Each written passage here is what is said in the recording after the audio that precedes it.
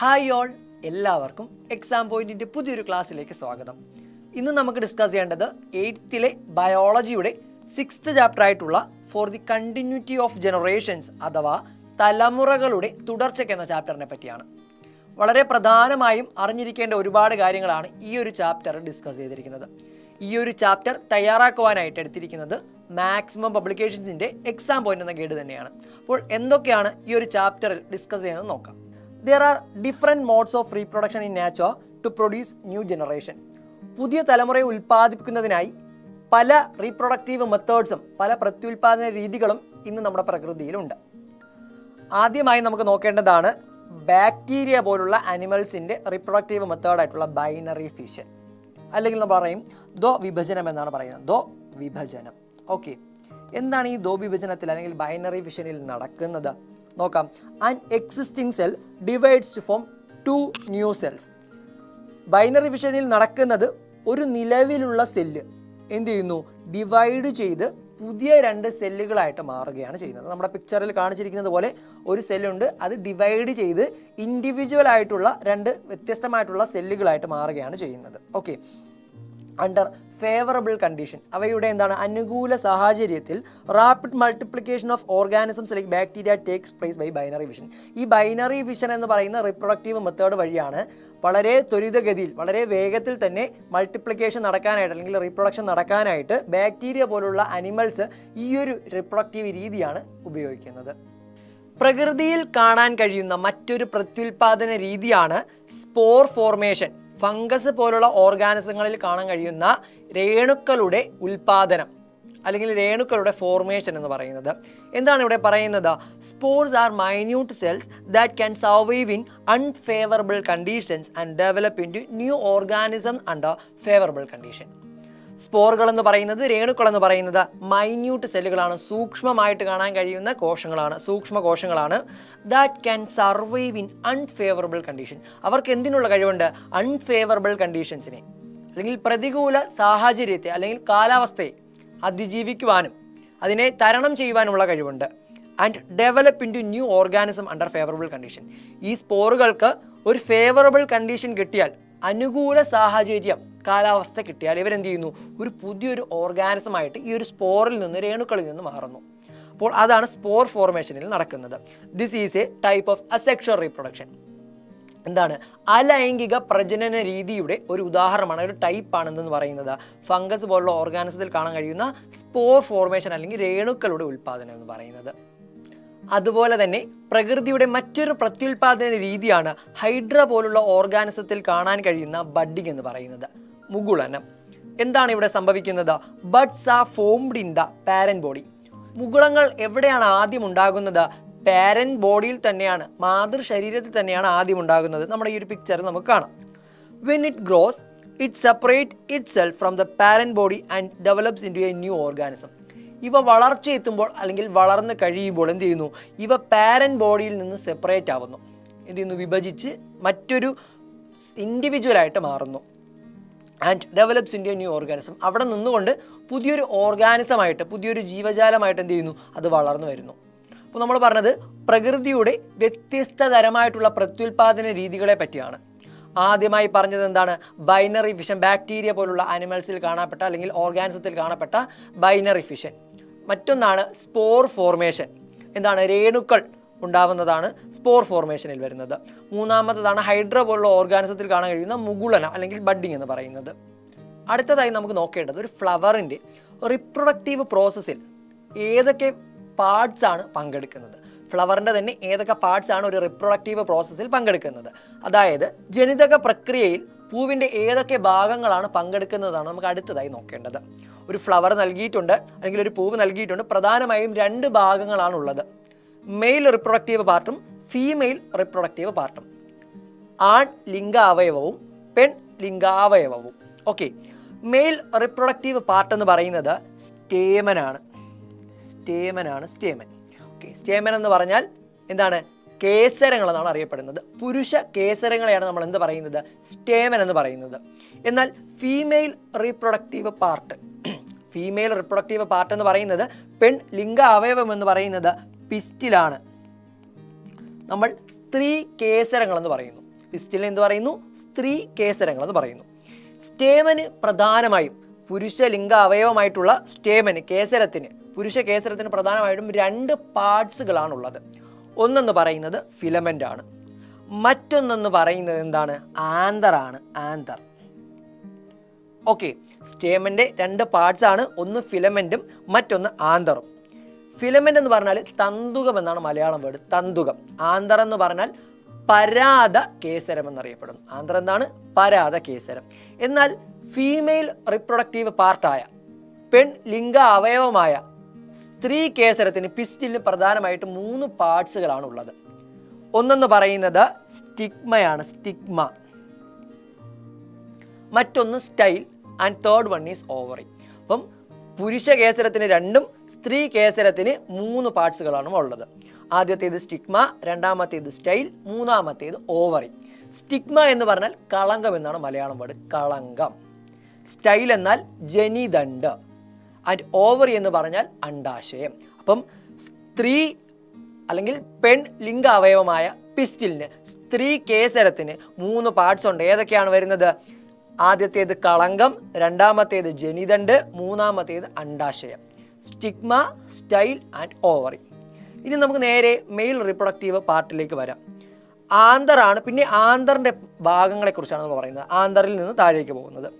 ആന്തറിൽ നിന്നാണ് പിന്നീട് pollen grain ആയിട്ടുള്ള പരാഗരേണു അവിടെയാണ് കാണപ്പെടുന്നത്. പരാഗരേണു ഇവിടെ കാണപ്പെടുന്നു, ആന്തറിൽ കാണപ്പെടുന്നു. അതാണ് മെയിൽ ഗ്യാമീറ്റ് ആയിട്ട് അറിയപ്പെടുന്നത്, അല്ലെങ്കിൽ പൂംബീജമായിട്ട് അല്ലെങ്കിൽ പുരുഷ ബീജമായിട്ട് അറിയപ്പെടുന്നത് ഏതാണ്? പോളൻ ഗ്രെയിൻ ആണ്. അത് പിന്നെ ഇന്ന് എങ്ങോട്ട് പോകുന്നു? ഫെർട്ടിലൈസേഷനിലേക്ക് പോകുന്നു. അപ്പോൾ ഒരു സൈഡ് നമ്മൾ പറഞ്ഞു, മെയിൽ റിപ്രൊഡക്റ്റീവ് പാർട്ട് പറഞ്ഞു.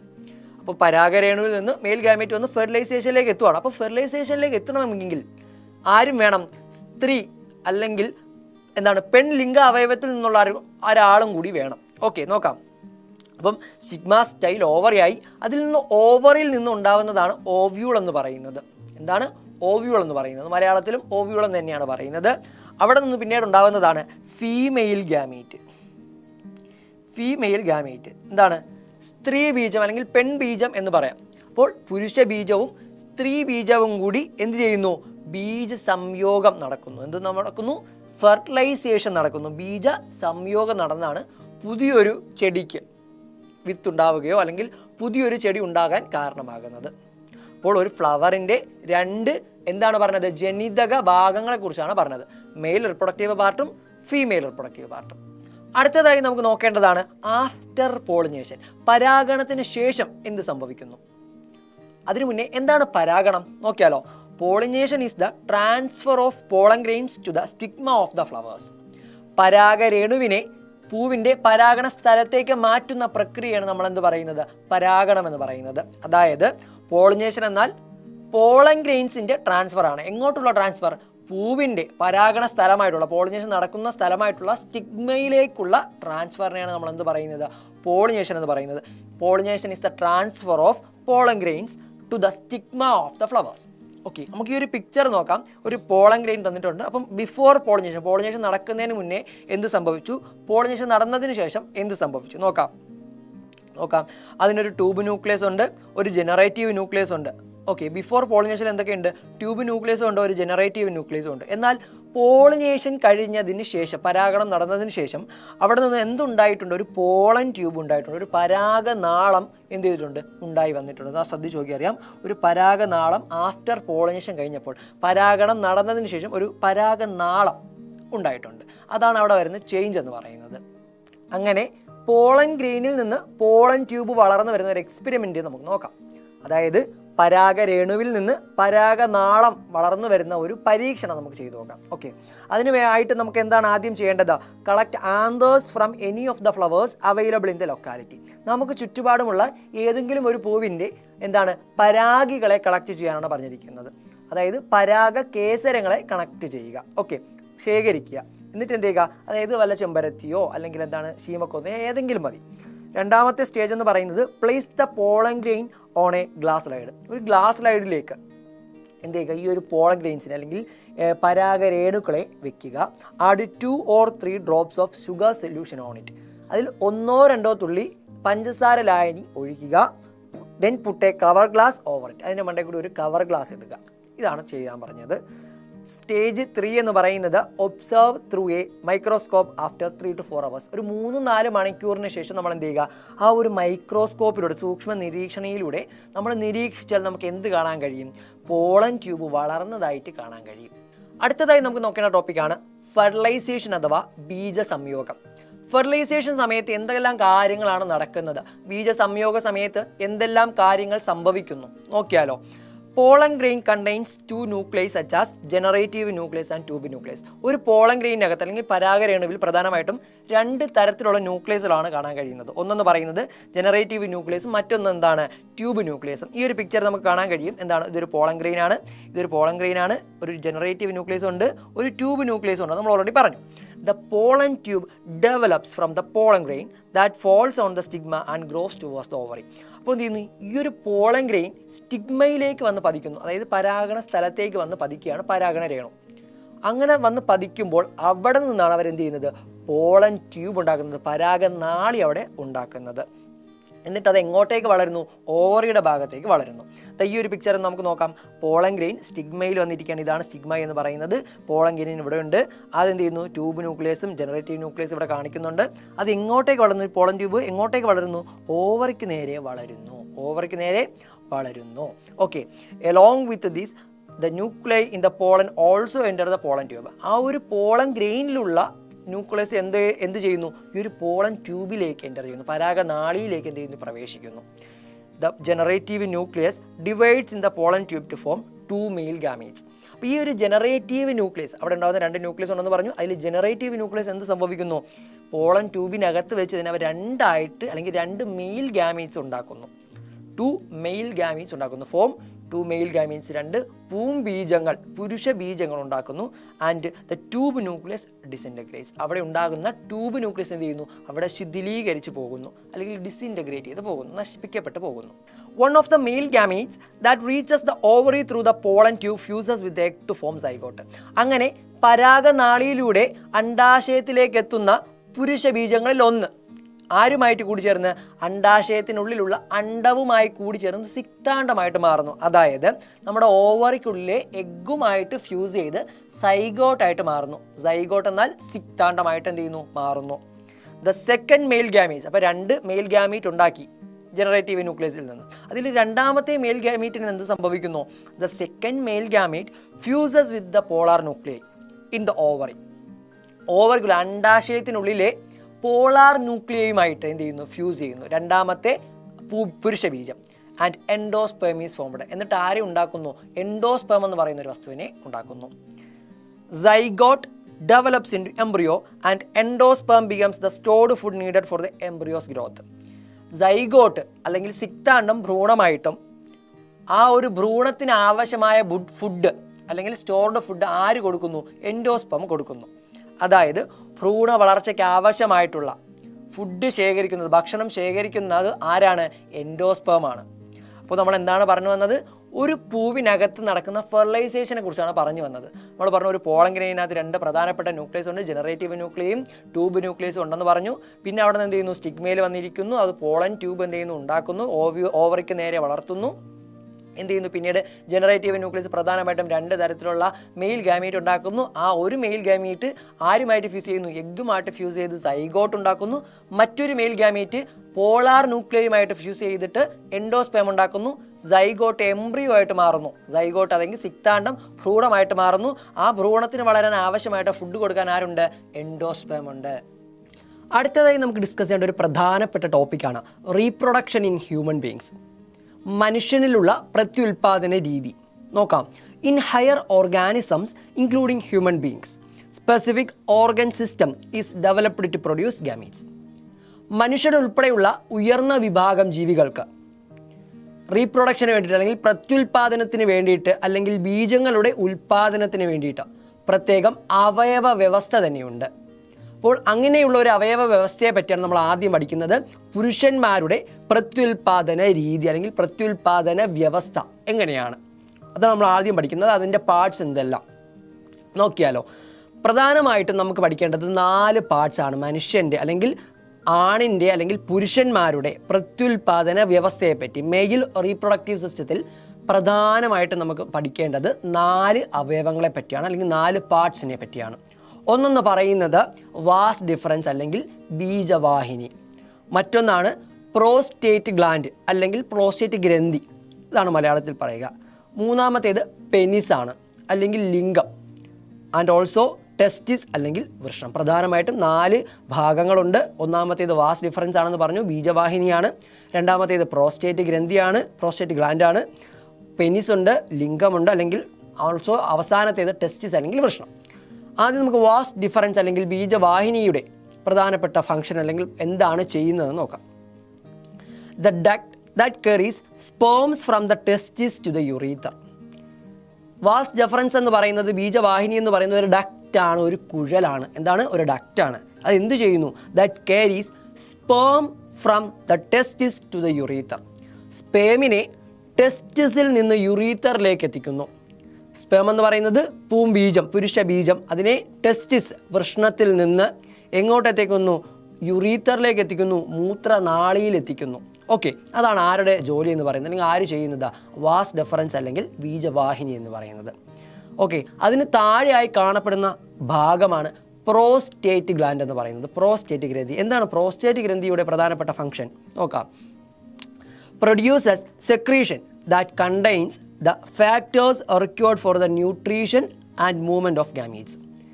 ബീജങ്ങളുടെ ഗമീറ്റ്സിൻ്റെ പോഷണത്തിനും അവയുടെ ന്യൂട്രീഷനും മൂവ്മെൻറ്റിനും അവയുടെ ചലനത്തിനും ആവശ്യമായിട്ടുള്ള ഘടകങ്ങൾ അടങ്ങിയ ദ്രവം ഉൽപ്പാദിപ്പിക്കുക എന്നതാണ് പ്രധാനപ്പെട്ട ജോലി. ആരുടേതാണ്? പ്രോസ്റ്റേറ്റ് ഗ്ലാൻഡിൻ്റെ. പ്രൊഡ്യൂസസ് സെക്രീഷൻ, എന്തുൽപ്പാദിപ്പിക്കുക? ദ്രവം ഉൽപ്പാദിപ്പിക്കുക. എന്തിനു വേണ്ടിയുള്ള ദ്രവം? The factors required for the nutrition and movement. ആർക്കുള്ള? ഈ പറയപ്പെടുന്ന ബീജങ്ങളുടെ ചലനത്തിനും പോഷണത്തിനും ആവശ്യമായിട്ടുള്ള ഘടകങ്ങളടങ്ങിയ എന്താണ്? ദ്രവം ഉൽപ്പാദിപ്പിക്കുക എന്നതാണ് പ്രോസ്റ്റേറ്റ് ഗ്രന്ഥിയുടെ പ്രധാനപ്പെട്ട ഫംഗ്ഷൻ എന്ന് പറയുന്നത്. അതിന് താഴെയായി കാണപ്പെടുന്ന ഭാഗമാണ് പെനിസ് അല്ലെങ്കിൽ ലിംഗം എന്ന് പറയപ്പെടുന്നത്. ഇതാണ് ലിംഗം എന്ന് പറയപ്പെടുന്നത്. ഓക്കെ, അപ്പോൾ ലിംഗത്തിൻ്റെ പ്രധാനപ്പെട്ട ഫംഗ്ഷനാണ് formed of specialised muscles and blood space. അപ്പോൾ എന്തൊക്കെ ചേർന്നിട്ടാണ് ഈ പെനിസ് ഉണ്ടാക്കിയിരിക്കുന്നത്? പ്രത്യേകതരം പേശികളും രക്ത അറകളും ചേർന്നതാണ് ലിംഗം എന്ന് പറയുന്നത്. ഓക്കെ, ലിംഗത്തിൻ്റെ പ്രധാനപ്പെട്ട ഫംഗ്ഷൻ എന്ന് പറയുന്നത് urine and semen come out through the duct inside the penis. ഇതിനുള്ളിലെ നാളത്തിലൂടെയാണ്, ഇതിനകത്തുള്ള ഡക്റ്റിലൂടെയാണ് എന്തൊക്കെ പുറത്തേക്ക് വരുന്നത്? മൂത്രവും ശുക്ലവും പുറത്തേക്ക് വരുന്നത്. സ്പേമും യൂറിനും സെമനും യൂറിനും പുറത്തേക്ക് വരുന്നത് ഈ പറയപ്പെടുന്ന യുറീത്തർ എന്ന് പറയുന്ന ഡക്റ്റ് വഴിയാണ്. ഡക്റ്റ് എന്ന് പറഞ്ഞാൽ ലിംഗത്തിനകത്തുള്ള യുറീത്തർ എന്ന് പറയുന്ന ഈ ഒരു ഡക്റ്റ് വഴിയാണ് എന്തൊക്കെയാണ്? യൂറിനും സെമനും പുറത്തേക്ക് വരുന്നത്. അപ്പോൾ അതിൻ്റെ പ്രധാനപ്പെട്ട ഫംഗ്ഷൻ അതാണെന്ന് മനസ്സിലായി. ഓക്കെ, ഇതിൻ്റെ മറ്റൊരു ഫംഗ്ഷനും കൂടിയുണ്ട്. It helps to deposit sperm in the vagina. പൂംബീജങ്ങളെ യോനിയിൽ നിക്ഷേപിക്കുന്ന ജോലിയും ആരാണ് ചെയ്യുന്നത്? അല്ലെങ്കിൽ യോനിയിൽ നിക്ഷേപിക്കാൻ സഹായിക്കുന്നതും ആര് തന്നെയാണ്? ഈ പറയപ്പെടുന്ന പെനിസ് തന്നെയാണ്. അതായത് പുരുഷ ബീജങ്ങളെ, സ്പേമിനെ സ്ത്രീകളുടെ വജൈനയിലേക്ക് എത്തിക്കുന്നതും ആരുടെ ഫംഗ്ഷനാണ്? പെനിസിൻ്റെ അല്ലെങ്കിൽ ലിംഗത്തിൻ്റെ ഫംഗ്ഷനാണ്. അവസാനമായി നമുക്ക് നോക്കേണ്ടതാണ് എന്തെന്ന് പറയുന്നത്? ടെസ്റ്റിസ് എന്ന് പറയുന്നത്. ഓക്കെ, ടെസ്റ്റിസിൻ്റെ ഫംഗ്ഷൻ എന്താണ്? അല്ലെങ്കിൽ വൃഷ്ണങ്ങൾ എന്താണ് ചെയ്യുന്നത്? Seen inside the scrotal sac. എവിടെയാണ് കാണപ്പെടുന്നത്? വൃഷ്ണ സഞ്ചിക്കുള്ളിലാണ് ആരെ കാണാൻ കഴിയുന്നത്? ടെസ്റ്റിസിനെ കാണാൻ കഴിയുന്നത്. എവിടെയാണ്? വൃഷ്ണ സഞ്ചിക്കുള്ളിലാണ് ടെസ്റ്റിസുകളെ, ഈ വൃഷ്ണങ്ങളെ കാണാൻ കഴിയുന്നത്. വൃഷ്ണ സഞ്ചിക്കുള്ളിൽ ഒരു സഞ്ചി കൊണ്ട് പ്രൊട്ടക്ട് ചെയ്തേക്കുവാണ്.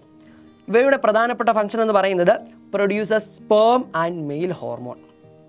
പുരുഷ ബീജങ്ങൾ അല്ലെങ്കിൽ പൂംബീജങ്ങളെയും പുരുഷ ഹോർമോണുകളെയും ഉൽപ്പാദിപ്പിക്കുക എന്നതാണ് ആരുടെ? ടെസ്റ്റിസിൻ്റെ പ്രധാനപ്പെട്ട ഫംഗ്ഷൻ എന്ന് പറയുന്നത്. അപ്പോൾ നമ്മൾ മെയിൽ റീപ്രൊഡക്റ്റീവ് സിസ്റ്റത്തെക്കുറിച്ചാണ് പറഞ്ഞത്. പ്രധാനമായിട്ടും 4 ഭാഗങ്ങളായിട്ടുണ്ട്. ഒന്ന് വാസ് ഡിഫറൻസ് അല്ലെങ്കിൽ ബീജവാഹിനിയാണ്. അവയെക്കുറിച്ച് നമ്മൾ പറഞ്ഞു, അതൊരു കുഴലാണെന്ന് പറഞ്ഞു. എന്ത് ചെയ്യുന്നു? ടെസ്റ്റിസിൽ നിന്ന് യുറീത്തറിലേക്ക് എന്തിനെ എത്തിക്കുന്നു? ഗമീറ്റ്സിനെ എത്തിക്കുന്നു എന്നതാണ് പ്രധാനപ്പെട്ട ജോലി. രണ്ടാമത്തേതാണ് നമ്മൾ പറഞ്ഞത് പ്രോസ്റ്റേറ്റ് ഗ്ലാൻഡ്, തൊട്ട് താഴെ കാണപ്പെടുന്നു.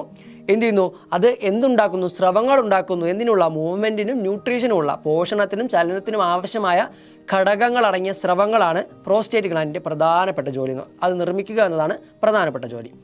തൊട്ട് താഴെ വരുന്നതാണ് പെനിസ് എന്ന് പറയുന്നത്. എന്താണ്? ഒരുപാട് രക്ത അറകളും മാത്രമല്ല സ്പെഷ്യലൈസ് ആയിട്ടുള്ള പ്രത്യേകതരം മസിലും ചേർന്നിട്ടാണ് ആരുണ്ടായിരിക്കുന്നത്? പെനിസ് അല്ലെങ്കിൽ ലിംഗം ഉണ്ടായിരിക്കുന്നത്. പ്രധാനപ്പെട്ട ജോലി നമ്മൾ പറഞ്ഞു യൂറിനും സെമനും അതിനകത്തുള്ള കുഴലിലൂടെ ഡക്റ്റിലൂടെ യുറീത്തർ വഴി എന്ത് ചെയ്യുക, പുറത്തേക്ക് കൊണ്ടുവരിക എന്നതാണ് പ്രധാനപ്പെട്ട ജോലി പെനിസിൻ്റെ. ഓൾസോ എന്താണ്, വജൈനയിലേക്ക് സ്പേമിനെ എത്തിക്കുക എന്നതും ആരുടെ ജോലിയാണ്, അല്ലെങ്കിൽ അങ്ങനെ എത്തിക്കാൻ സഹായിക്കുന്നതും ആരാണ്, പെനിസ് തന്നെയാണ്, ലിംഗം തന്നെയാണ്.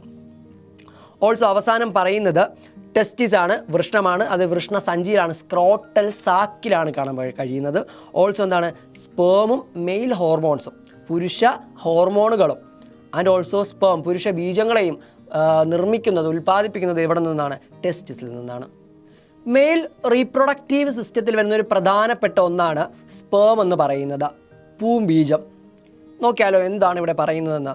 Sperm is the male gamete. പൂംബീജം അല്ലെങ്കിൽ പുരുഷ ബീജങ്ങളെയാണ് നമ്മൾ എന്ത് പറയുന്നത്, സ്പേം എന്ന് പറയുന്നത്. It is motile and microscopic. ഇവ എന്ന് പറയുന്നത് മോട്ടൈലാണ്, ചലനശേഷിയുള്ളവയുമാണ്, മൈക്രോസ്കോപ്പിക് ആണ്, എന്താണ്, സൂക്ഷ്മ കോശങ്ങളുമാണ്. The sperm has a head, middle piece and tail. ഈ സ്പേം എന്ന് പറയുന്നത് അല്ലെങ്കിൽ പുരുഷ ബീജത്തിന് എന്തൊക്കെയുണ്ട്, ഒരു ഹെഡ് ഉണ്ട്, ഒരു മിഡിൽ പീസ് ഉണ്ട്, ഒരു ടെയിലുമുണ്ട്. ഈ പിക്ചറിൽ കാണിച്ചിരിക്കുന്നത് പോലെ ഒരു ഹെഡ് ഉണ്ട്, ഒരു മിഡിൽ പീസ് ഉണ്ട്, ഒരു ടെയിലുണ്ട്.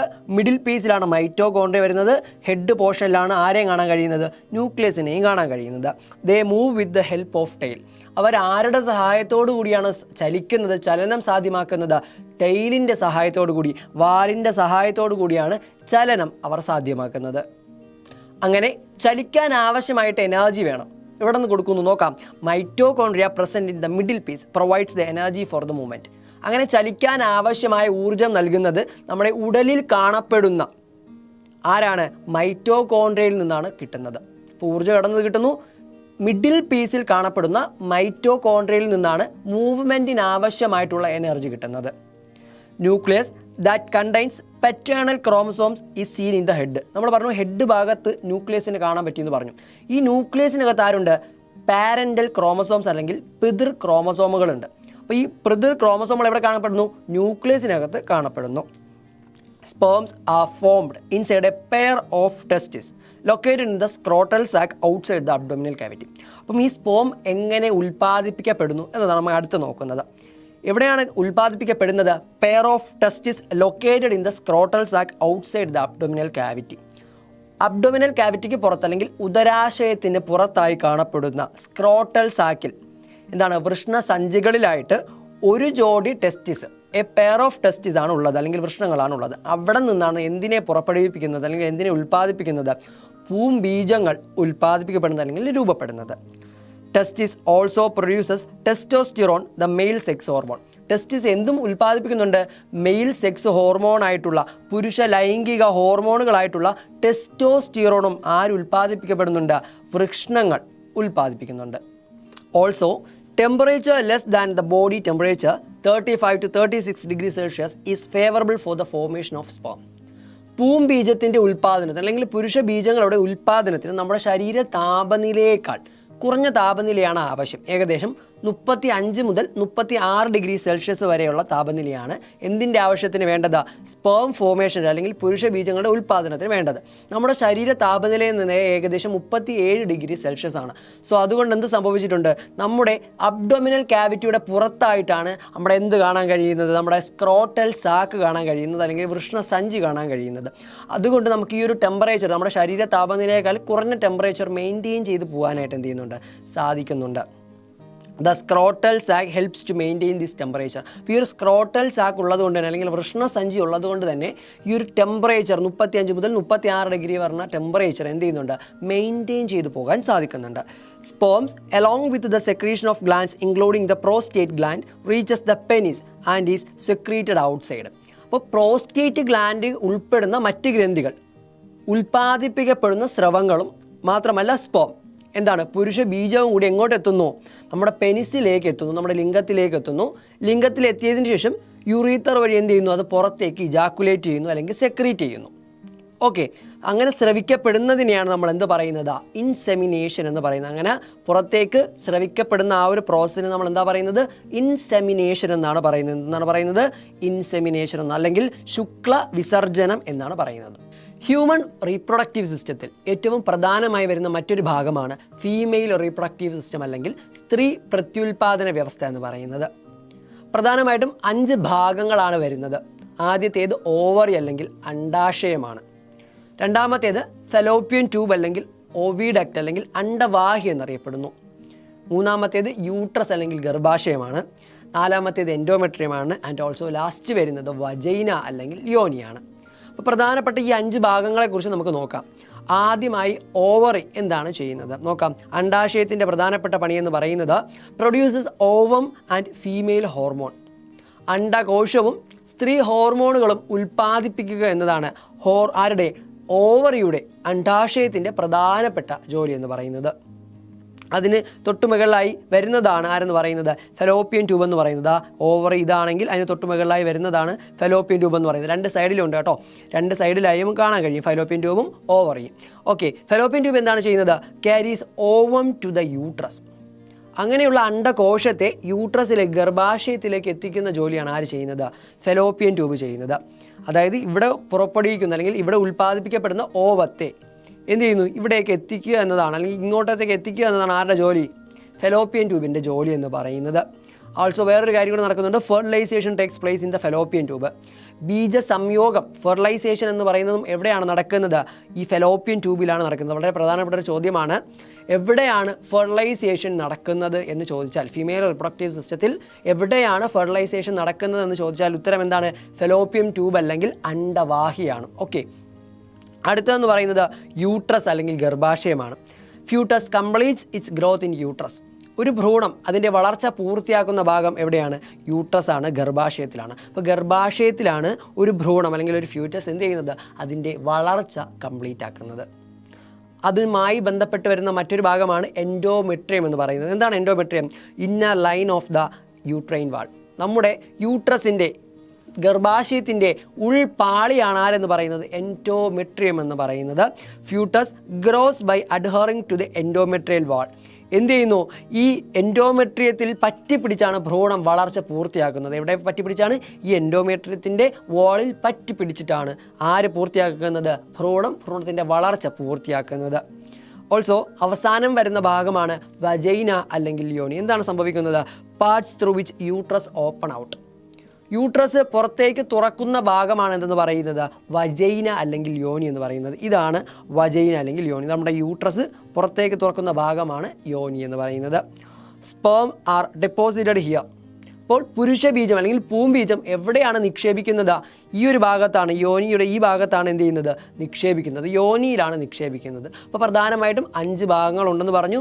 Ovary, fallopian tube, uterus, endometrium and vagina. എന്തൊക്കെയാണ്? അണ്ടാശയം, പിന്നെ അണ്ടവാഹി, യൂട്രസ് എന്താണ്? ഗർഭാശയം, എൻഡോമെട്രിയം എന്ന് പറയുന്നത് എന്താണ്? എൻഡോമെട്രിയം തന്നെയാണ്. ആൻഡ് ഓൾസോ യോനി. അപ്പോൾ ഇത്രയും ഭാഗങ്ങളാണ് ഫീമെയിൽ റീപ്രൊഡക്റ്റീവ് സിസ്റ്റത്തിൽ വരുന്നത്. ഫീമെയിൽ റീപ്രൊഡക്റ്റീവ് സിസ്റ്റത്തിലെ ഏറ്റവും പ്രധാനപ്പെട്ട ഭാഗമാണ് ഓവം എന്നുള്ളത്. Ovum is the female gamete. സ്ത്രീ ബീജങ്ങളെയാണ് ഓവം അല്ലെങ്കിൽ അണ്ഡം എന്നറിയപ്പെടുന്നത്. It is larger than a sperm. പുരുഷ ബീജങ്ങളെക്കാളും വലുതാണ് ആരെന്ന് പറയുന്നത്? ഓവം എന്ന് പറയുന്നത്. Ovum is non motile. ഓവത്തിന് അല്ലെങ്കിൽ അണ്ഡത്തിന് ചലിക്കുവാനുള്ള കഴിവില്ല. Specialised protective layers are seen outside the cell membrane of the ovum. അണ്ഡത്തിൻ്റെ കോശസ്തരത്തിന് പുറത്തായി പ്രത്യേക സംരക്ഷാ ആവരണങ്ങളും കാണപ്പെടുന്നുണ്ട്. A pair of ovary situated in the abdominal cavity produces ova and the female sex hormones called oestrogen and progesterone. എന്താണ്? ഉദരാശയത്തിലെ ഒരു ജോഡി അണ്ടാശയങ്ങളാണ് അണ്ടങ്ങളെയും സ്ത്രീ ലൈംഗിക ഹോർമോണുകളായ ഈസ്ട്രജൻ, പ്രൊജസ്ട്രോൺ എന്നിവയും ഉൽപ്പാദിപ്പിക്കുന്നത്. അതുമായി കണക്ട് ചെയ്ത് പറയാൻ പറ്റുന്ന ഒരു പ്രോസസ്സാണ് ഓവുലേഷൻ അല്ലെങ്കിൽ അണ്ടോത്സർജനം എന്ന് പറയുന്നത്. എന്താണ് ഈ അണ്ടോത്സർജന സമയത്ത് നടക്കുന്നത് അല്ലെങ്കിൽ ഓവുലേഷൻ ടൈമിൽ നടക്കുന്നത് എന്താണെന്ന് നോക്കാം. Ovulation is the process of releasing mature ovum from the ovary. അണ്ടാശയത്തിൽ നിന്ന് പാകമായ അണ്ടം പുറത്തു വരുന്ന പ്രോസസ്സിനെയാണ് നമ്മൾ എന്ത് പറയുന്നത്? ഓവുലേഷൻ അല്ലെങ്കിൽ അണ്ടോത്സർജനം എന്ന് പറയുന്നത്. നമ്മുടെ ഓവറിക്കകത്ത് എന്തായിട്ടുള്ള മെച്ചുവർ ആയിട്ടുള്ള ഓവം പുറത്തു വരുന്ന പ്രോസസ്സ്, അതാണ് എന്ത്? ഓവുലേഷൻ എന്ന് പറയുന്നത്. Normally 1 ovum matures per month. സാധാരണയായിട്ട് മാസത്തിൽ 1 ഓവമാണ് ഇതുപോലെ മെച്ചുവറായി പുറത്തു വരുന്നത്. അപ്പോൾ ഏറ്റവും പ്രധാനപ്പെട്ട ഒരു പ്രോസസ്സാണ് എന്തെന്ന് പറയുന്നത്? ഓവുലേഷൻ എന്ന് പറയുന്നത്. അടുത്തതായി നമുക്ക് ഡിസ്കസ് ചെയ്യേണ്ട ടോപ്പിക്കാണ് മെൻസ്ട്രുവേഷൻ അഥവാ ആർത്തവം എന്ന് പറയുന്നത്. വളരെ നോർമലായിട്ട് പെൺകുട്ടികളിൽ സംഭവിക്കുന്ന ഒരു സ്വാഭാവികമായിട്ടുള്ളൊരു പ്രക്രിയയാണ് എന്തെന്ന് പറയുന്നത്? മെൻസ്ട്രുവേഷൻ, ആർത്തവം എന്ന് പറയുന്നത്. നോക്കാം. Menstruation is a natural biological process that takes place in girls as part of their physical growth. പെൺകുട്ടികളിൽ ശരീര വളർച്ചയുടെ ഭാഗമായി ഉണ്ടാകുന്ന ഒരു സ്വാഭാവിക ജൈവ പ്രക്രിയയാണ് എന്തെന്ന് പറയുന്നത്, ആർത്തവം എന്ന് പറയുന്നത്. Okay, menstruation starts early or late in accordance with once heredity, food habits, state of health or hormone variation. അപ്പോൾ എന്തിൻ്റെയൊക്കെ അടിസ്ഥാനത്തിൽ വരാം? പാരമ്പര്യം, ആഹാരശീലങ്ങൾ, അവരുടെ ആരോഗ്യസ്ഥിതി ആൻഡ് ഓൾസോ ഹോർമോണുകളുടെ വ്യതിയാനം അനുസരിച്ച് എന്താണ്, ഒന്നുകിൽ ആർത്തവം നേരത്തെ സംഭവിക്കാം, അല്ലെങ്കിൽ എന്തായിരിക്കും, ലേറ്റ് ആയിട്ടായിരിക്കും, താമസിച്ചായിരിക്കും സംഭവിക്കുക, സ്റ്റാർട്ട് ചെയ്യുക. Prior to menstruation mild back pain, pain in lower abdomen, nausea etcetera may be experienced. അപ്പോൾ ഈ ഒരു ആർത്തവത്തിന് മുന്നോടിയായിട്ട് അല്ലെങ്കിൽ മെൻസ്ട്രുവേഷൻ സംഭവിക്കുന്നതിന് മുന്നോടിയായിട്ട് എന്ത് സംഭവിക്കും? എന്തൊക്കെ ലക്ഷണങ്ങൾ ഉണ്ടാവാം? ചിലപ്പോൾ, എല്ലാവർക്കും ഉണ്ടാകണമെന്നില്ല, ചിലപ്പോൾ മൈൽഡ് ബാക്ക് പെയിൻ, ചെറിയ രീതിക്കുള്ള നടുവേദന ഉണ്ടാവാം. പെയിൻ ഇൻ ലോവർ അബ്ഡോമൻ, അടിവയറ്റിൽ വേദന ഉണ്ടാവാം. ആൻഡ് ഓൾസോ നോസിയ, മനം പുരട്ടലൊക്കെ എന്ത് ചെയ്യാം, ഉണ്ടാവാം. The duration of menstrual cycle may not be the same in every individual. Menstrual സൈക്കിളിൻ്റെ അല്ലെങ്കിൽ ആർത്തവ ചക്രത്തിൻ്റെ ഡ്യൂറേഷൻ എന്ന് പറയുന്നത്, ദൈർഘ്യം എന്ന് പറയുന്നത് എല്ലാവരിലും ഒരുപോലെ ആയിരിക്കില്ല. Generally menstrual cycle repeats once in 28 days. പൊതുവെ 28 ദിവസത്തിൽ ഒരിക്കലാണ് ആർത്തവ ചക്രം സംഭവിക്കുന്നത് അല്ലെങ്കിൽ ഉണ്ടാകുന്നത്. For the first 1 or 2 years menstrual cycle may be irregular.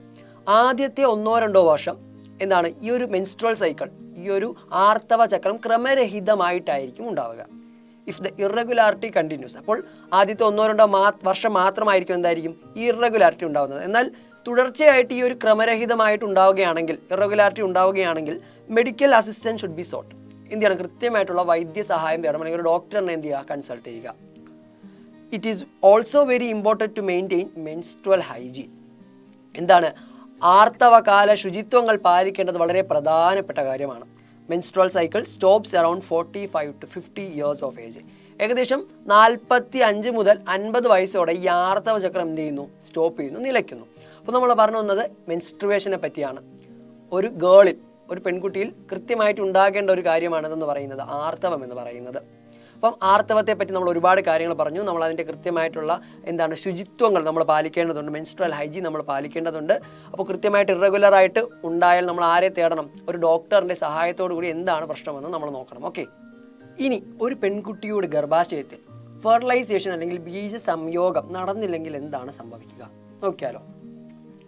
Along with the ovulation, the preparations for the growth of fetus takes place in the uterus every month.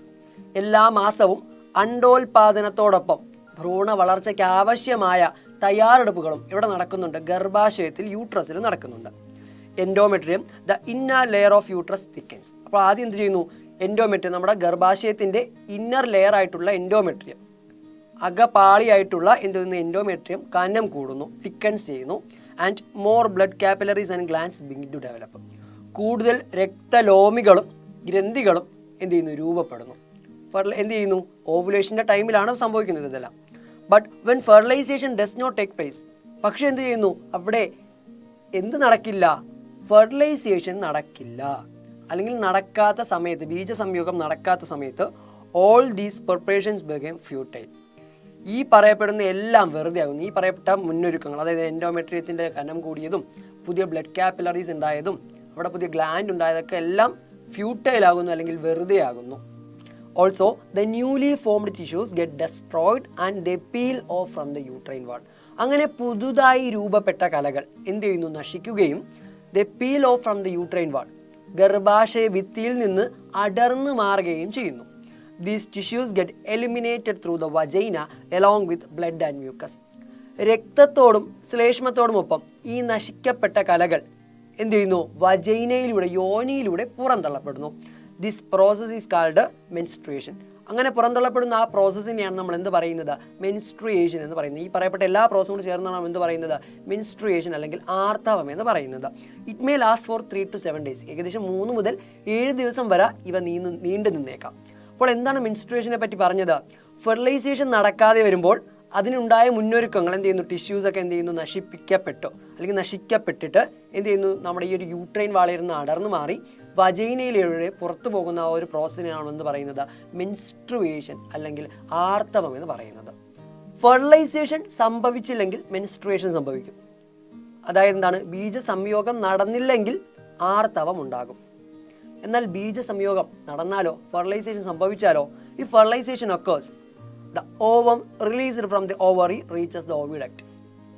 അണ്ടാശയത്തിൽ നിന്ന് ഉത്സർജിക്കപ്പെടുന്ന, release ചെയ്യുന്ന അണ്ഡം, ഓവം എന്ത് ചെയ്യുന്നു, ഓവിഡക്റ്റിലേക്ക് അല്ലെങ്കിൽ അണ്ടവാഹിയിലേക്ക് എത്തുകയാണ് ചെയ്യുന്നത്. അവിടെ എന്ത് സംഭവിക്കും, it fuses with the sperm and forms the zygote. അവിടെ അത് പൂവും ബീജവുമായി സംയോജിച്ച് സൈഗോട്ടിനെ അല്ലെങ്കിൽ സിക്താണ്ഡത്തെ ഉണ്ടാക്കുന്നു, രൂപപ്പെടുത്തുന്നു. ഈ ഒരു പ്രോസസ്സിനെയാണ് നമ്മൾ എന്ത് പറയുന്നത്, ഫെർട്ടിലൈസേഷൻ അല്ലെങ്കിൽ ബീജസംയോഗം എന്ന് പറയുന്നത്. Though many sperms reaches the oviduct, only one sperm fuses with the ovum. ഒരുപാട് സ്പേം ഓവിഡക്റ്റിൽ അല്ലെങ്കിൽ അണ്ടവാഹിയിൽ എത്തുമെങ്കിലും അതിൽ ഒരു സ്പേമുമായി മാത്രമേ എന്ത് സംഭവിക്കുകയുള്ളൂ, ഓവം ഫ്യൂസ് ചെയ്യുള്ളൂ, സംയോഗിക്കുകയുള്ളൂ. This single celled zygote undergo division to become a multicellular embryo. അങ്ങനെ സിംഗിൾ സെൽഡ് ആയിട്ടുള്ള ഒറ്റ കോശമായിട്ടുള്ള സിക്താണ്ഡം വിഭജിച്ച് ഡിവൈഡ് ചെയ്ത് മൾട്ടി സെല്ലുലർ ആയിട്ടുള്ള എംബ്രിയോ ഉണ്ടാക്കുന്നു. നിരവധി കോശങ്ങളുള്ള ഭ്രൂണമായിട്ട് മാറുന്നു, എംബ്രിയോ ആയിട്ട് മാറുന്നു. Embryo develops by attaching itself to the endometrium, the inner layer of uterus. അങ്ങനെ വളരുന്ന ഭ്രൂണം എന്ത് ചെയ്യുന്നു, എൻഡോമെട്രിയത്തിൻ്റെ, നമ്മുടെ ഗർഭാശയത്തിൻ്റെ ഭിത്തിയായ എൻഡോമെട്രിയം, ഇന്നർ ലൈനിങ് ആണല്ലോ, അവിടെ പറ്റിച്ചേർന്ന് വളരുന്നു.